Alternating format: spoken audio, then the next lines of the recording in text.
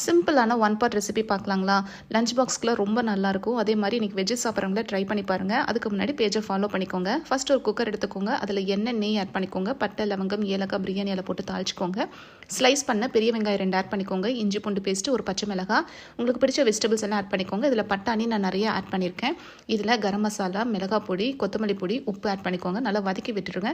இதில் பெரிய தக்காளியோ ஒரு தக்காளி நான் ஆட் பண்ணியிருக்கேன். இதுக்கு தேவையான அளவு தண்ணி ஊற்றிக்கோங்க. 1 டம்ளர் அரிசிக்கு 2 டம்ளர் அளவுக்கு தண்ணி, புதினா, கொத்தமல்லி ஆட் பண்ணிக்கோங்க. இதெல்லாம் நல்லா மிக்ஸ் பண்ணிவிட்டு 1/2 மணி நேரம் ஊற வச்ச பாஸ்மதி அரிசி ஆட் பண்ணியிருக்கேன்.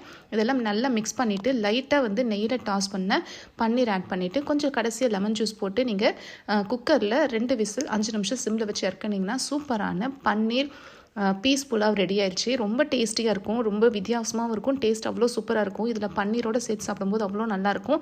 கண்டிப்பாக வீட்டில் ட்ரை பண்ணுங்கள், எல்லோரும் விரும்பி சாப்பிடுவாங்க. ஸோ இன்றைக்கி சண்டே கூட நீங்கள் வீட்டில் வெஜ்ஜு சாப்பிட்றவங்கள ட்ரை பண்ணி பாருங்கள். நெக்ஸ்ட் வீடியோவில் பார்ப்போம். பாய்.